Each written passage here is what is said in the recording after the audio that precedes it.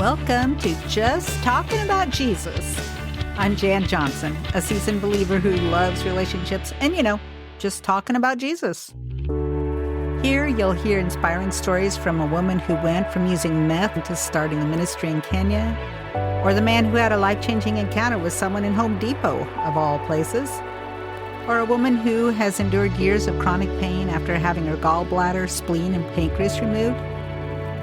Every conversation goes deep into how God has changed lives and brought us to a place of surrender, sharing joys, sorrows, and just life in general. We don't have to go it alone because we can go hand in hand with Jesus on our journey. Jesus desires a relationship with us, with you. He wants to know us intimately. Revelations 12:11 says, "And they overcame him by the blood of the Lamb and by the word of their testimony." That's what I'm talking about. The word of our testimony, just talking about Jesus. Join us each week.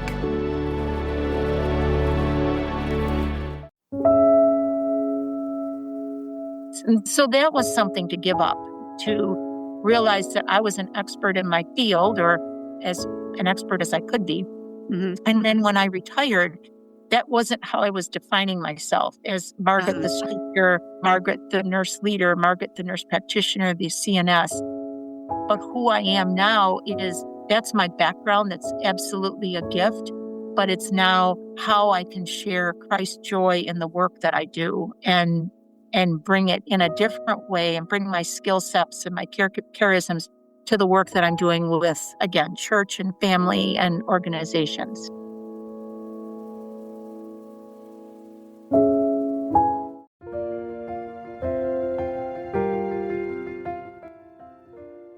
Welcome, my friends, to episode 71 of Just Talking About Jesus.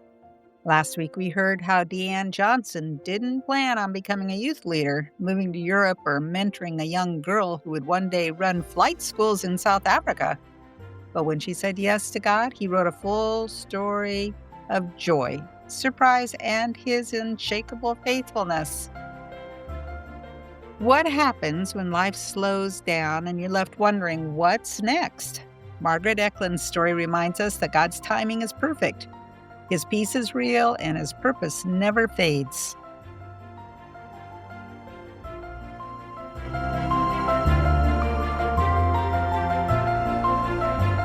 Welcome, everyone, to this episode of Just Talking About Jesus. I have Margaret Eklund with me today. Welcome, Margaret.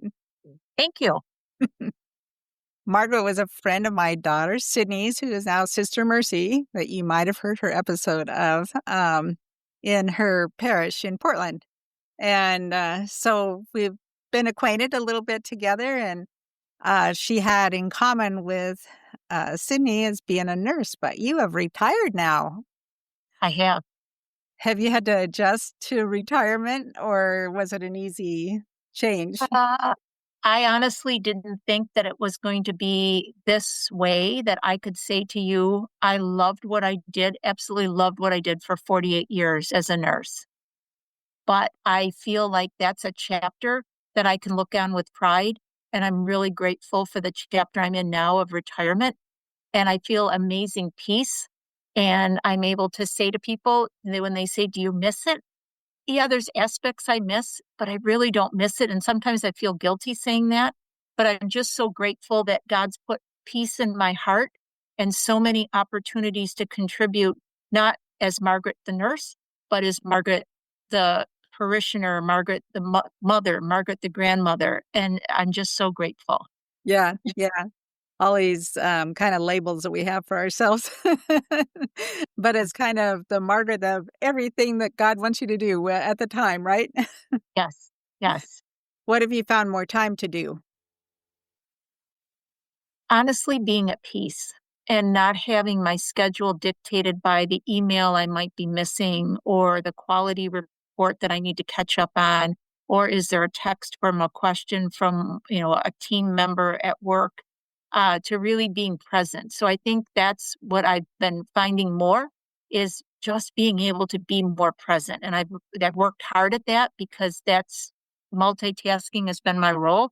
My role the last 10 years at Legacy was being a clinical nurse specialist. And that's kind of being everything to everybody.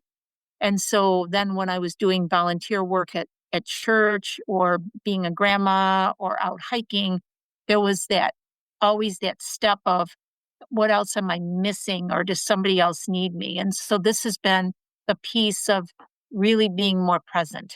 Mm-hmm. Mm-hmm. And you have a gift of giving.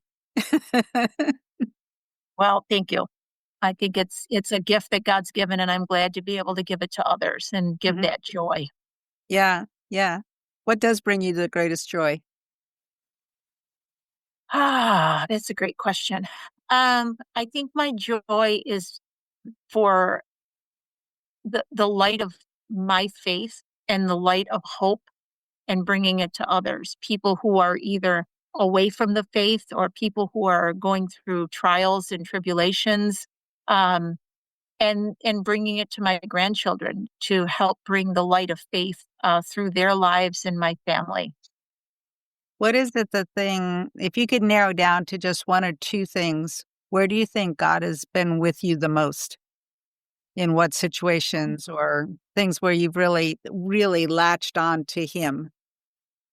Well, I think the death of my parents. My parents died within 16 hours of each other in 2008. And so that really brought God very much front and center for the how do we move on? And while it was a blessing, my mother passed away of lung cancer that had metastasized. And so she had been on hospice and declining. And so it was an expected end of life journey. For my father, they had been married 62 years, and he was doing relatively well at the beginning part of her decline, but then day by day, he had every little sign of, a little bit more decline. And so when mom passed away at 1 o'clock on a Sunday, we were quite shocked to have the nursing supervisor of the facility they were at. They actually were in the same room. We were very blessed by that care. So when she called to say at 5 o'clock, your father's passed away, we know dad followed her with a broken heart. And Mhm. so again, it was an unplanned two deaths. And so it brought my sister and I closer together and certainly closer in our faith with our families as far as what are the next steps and how do we heal. And we're again grateful that they were together and grateful that they were with God, but the amount of you know grief and then the amount of work that was needed then to follow up with all the things that needed to be followed up with. I think the other place that God was close was when we made the decision to move to Portland from Rochester, New York. So we moved 3,000 miles from a home we had known to very much an unknown, but we wanted to. My husband was gifted with unplanned early retirement from Kodak, and we had our first grandchild born in 2015. And so the combination was, well, do we have the courage and do we have God's grace? And so God was with us as we sold a house of 34 years, bought a house in an area we really weren't familiar with, me finding a new position, and then the new position for my husband being the nanny for our grandchildren. And the gift of the grace is that we have been part of our daughter and son-in-law's life, as well as our two grandchildren that are now 10 and 8. So this was actually 10 years ago this week that we arrived in Portland. But that making the decision to make the change, but then also the immense amount that needed to be done in a few months to be able to get to the West Coast was really relying on so many blessings that came our way with making the decision to say yes. Mhm. Mhm. I had just finished writing a Bible study, and the gist of it is it's called Discovering Your Journey.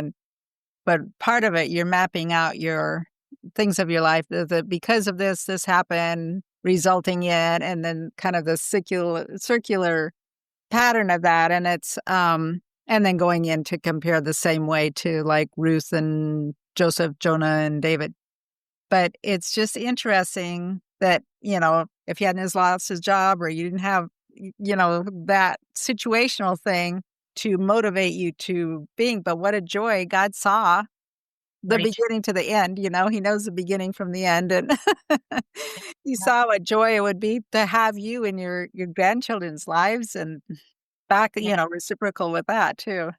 absolutely. and being able to be exposed to this new faith community, which has been great. I mean, we were part of a Newman community in outside of Rochester. So it was a self-standing Newman Center, which was the Catholic chapel for the State University College of New York at Brockport. And so that was where we had really been most of our adult lives. We got married there. Our daughter was married there in so much of the community. And it was a very vibrant but small community.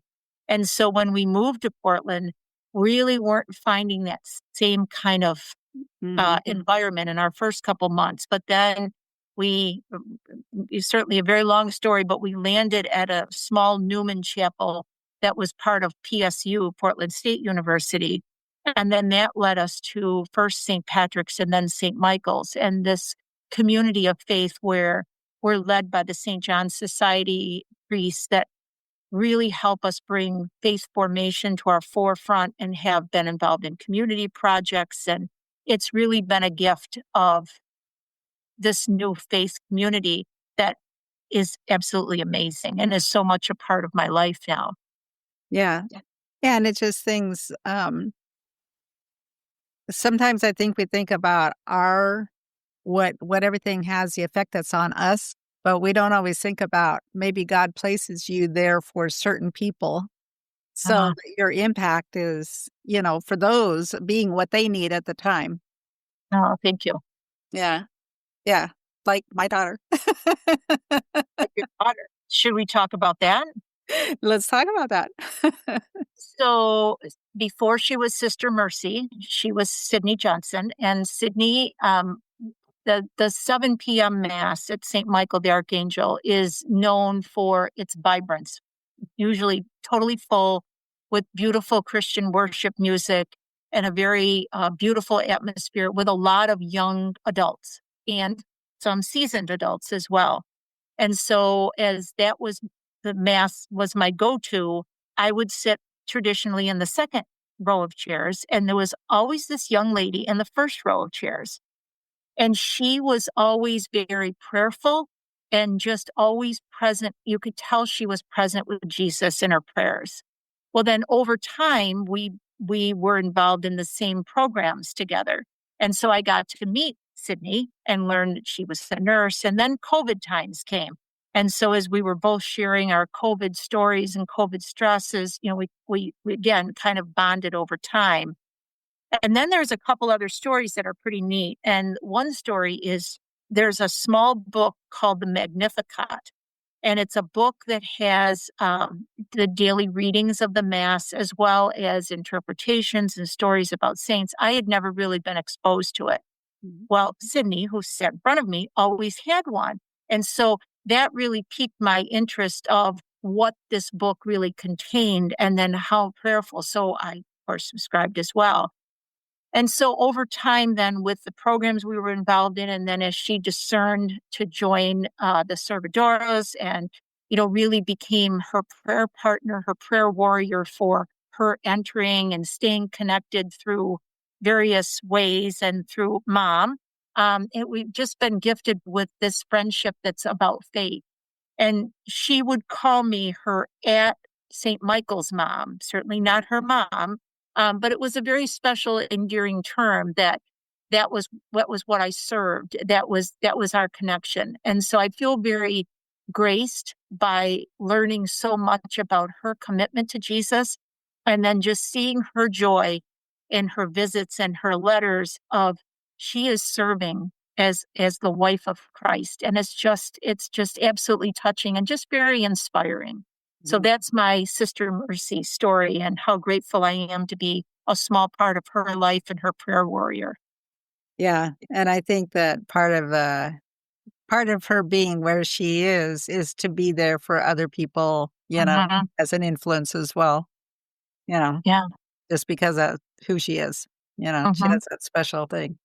And it's interesting that none of the kids in my family were surprised that was the direction she would take, because you could see just certain things about how her relationship with Jesus is, all along. And it just, it wasn't totally what we wanted for her. But that's, I am more and more coming to see that she's exactly where she's supposed to be.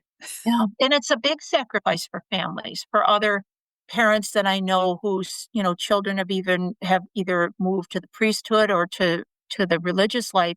It is a sacrifice, but you realize that you are giving part of yourself to Jesus in order for them to minister to so many people. So we appreciate you as parents to be able to provide that opportunity for Sister Mercy. Yeah. Yeah. Yeah. It's pretty cool. So were you a speaker at some time too? For what kind of speaking for what? So in my nursing career, I was very grateful that along my critical care years, a bulk of my nursing was a critical care nurse. And so I became involved in the American Association of Critical Care Nurses. And through AACN, we formed a chapter in Rochester because there hadn't been one.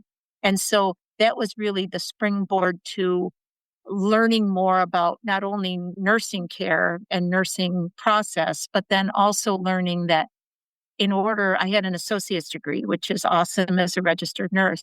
But I also realized that for me to grow in my profession, I needed to advance my career. So I did go back to school when our daughter was young, and I ended up getting my master's degree. And I had a clinical nurse specialist and nurse practitioner.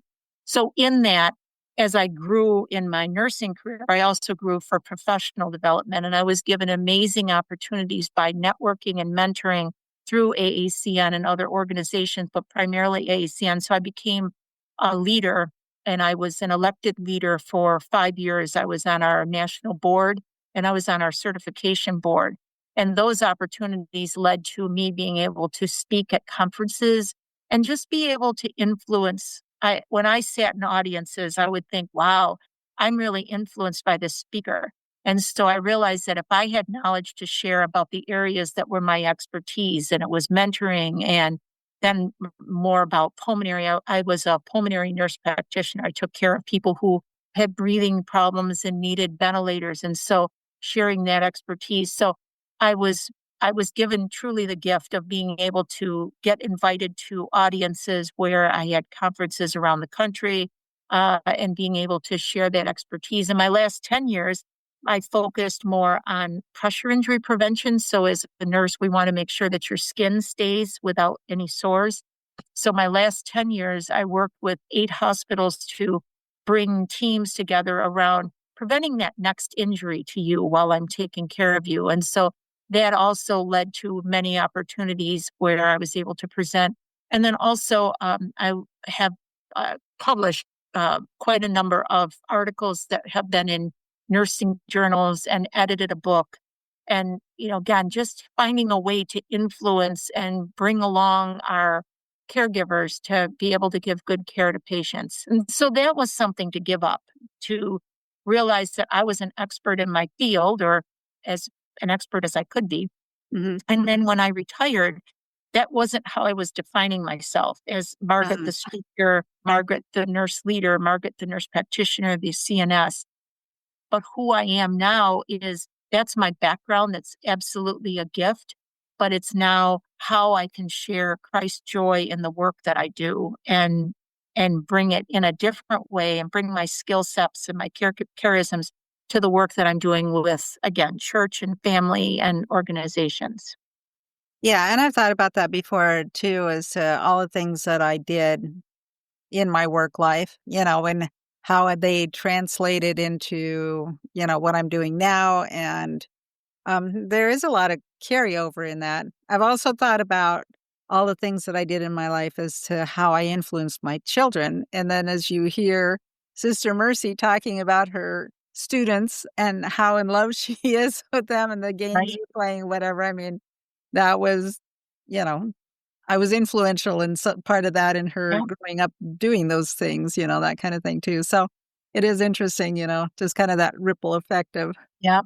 of things. Yeah. It's planting the seed. It's Mm, planting the seed, watching it grow, and then helping it nurture along the way. exactly. One of my first projects when I was in my master's program was looking at the effects of mentoring on critical care nurses when nurses are new to the profession or new to critical care. And that it's hard to know at that time how much that was really going to influence my career 20 plus years going forward.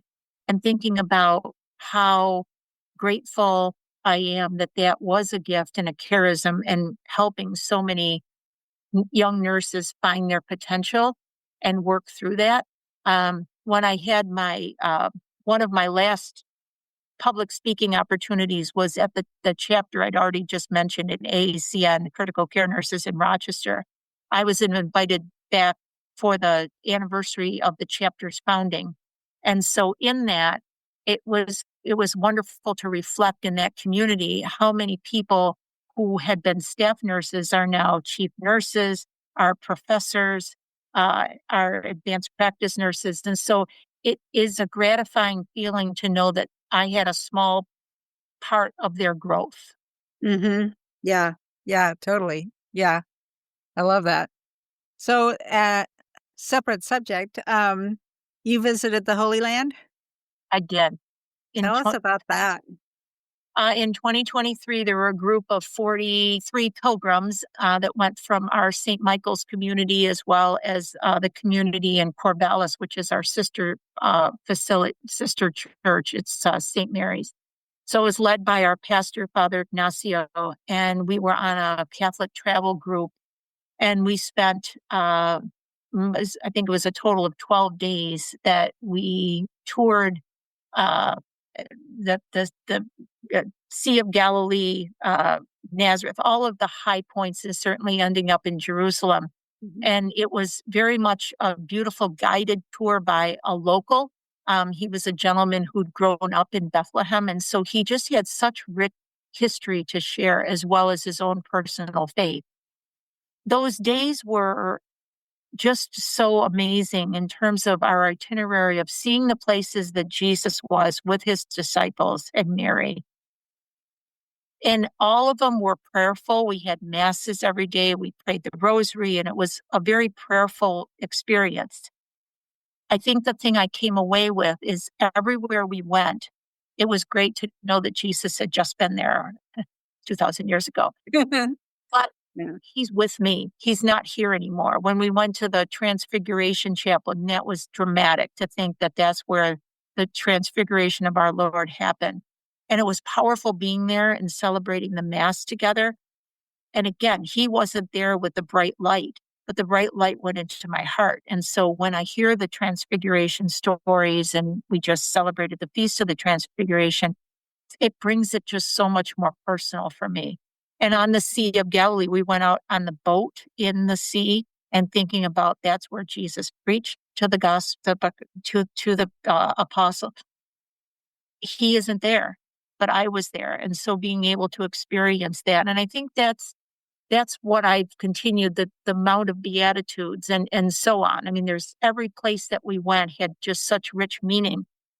And I carry it with me, as well as other pilgrims that we've talked, when we exchange, is that you don't read the gospel. You don't hear these stories in the same way because they touch us so much more. And just so grateful that that I had the opportunity to do that. Yeah. Yeah. But you're right. It does enrich you because you have in mind the actual things that we're seeing. Mm-hmm. I mean, not totally, because it's a different era. Right. But even still, to see the landscape, to see all of that. But yeah, that's the wonderful thing of the Holy Spirit being right inside of you all the time, so it doesn't matter where you are. He's there within reach as a real relational being. Yeah. Yeah.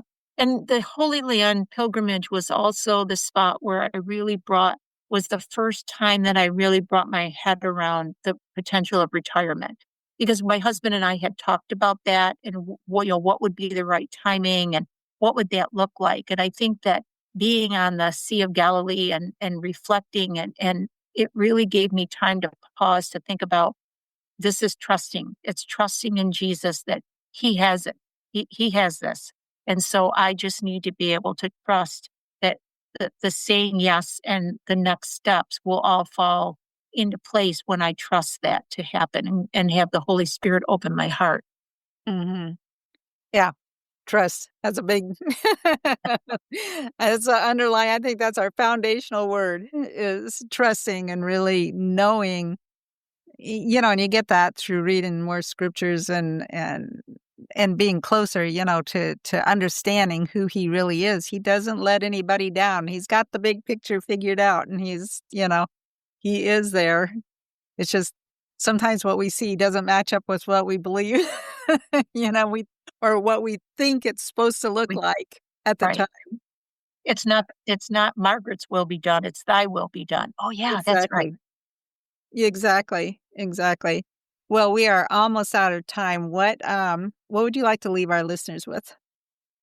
Well, one of the things, not to be like selfishly promoting, but is I've been involved more with our parish at St. Michael the Archangel, and I'd mentioned before, a priest of the St. John Society. I've been asked to lead several programs, and one program that might be an interest to potential, listeners is we have generally quarterly we have Theological Academy. And most of our sessions have been online, and they're snapshot. So we've had speakers that have had programs 4 weeks in a row, 3 to 4 weeks in a row, hour-ish sessions, and we Zoom people together. And the speaker talks about a topic. Like an example of a topic was we had a speaker talk about our Blessed Virgin Mary, and she just gave us an amazing amount of depth around it. Last year, we had a session, 4 sessions on St. John Henry Newman, who's now a doctor of the church. So there's a variety. We had a Lenten series. So in the fall, we're going to have one called The Last Four Things, which is around how we look at end of life, but also how we focus around those last four things and make them the most of our lives now. So that's going to be in October. So I would look for, we're just working on our promotional materials. It's a nominal fee of $10, but we look for people who are just looking for expanding their faith. And there's no tests, there's no exams. It's really about joining. And then we record them so that people who are registered have the opportunity to go back to them. So it's an opportunity I just wanted to share with listeners that, might not be right in the Portland metro area. Yeah. So that's something you could give me information for, and I I can will. put it in the show notes for people if they're Okay. interested. So Great. yeah. Okay. Well, thank you so much for joining us today. All right. Well, thanks for the opportunity, Jan. I appreciate it. Hearing Margaret's story made me think of how when I retired, I had a hard time redefining who I was. I had teacher as an identity, and now who was I? And what did God want me to do with the rest of my life? What I found was that all the things, skills, and knowledge God had taught me all along the way could be translated into my writing, podcasting, and developing relationships. What about you? What season of life are you in right now? Take a moment to ask God what purpose He has for you today, big or small. Here's some scriptures to go with this. Be still and know that I am God, Psalm 46:10. The Lord will fight for you. You need only to be still, Exodus 14:14. And for we are God's handiwork, created in Christ Jesus to do good works, which God prepared in advance for us to do, Ephesians 2:10. So I hope to be with you again next week. Don't forget to share this episode if it resonates with you, or you know someone that it would make their life more interesting. Thank you. I appreciate you listeners so much. Also, if your small group is looking for a new Bible study, check out my Discovering Your Journey. That is, if you want to go deep. You can find copies on my website, jan-johnson.com. Blessings, my friend. Have a terrific week, and I will see you again next time.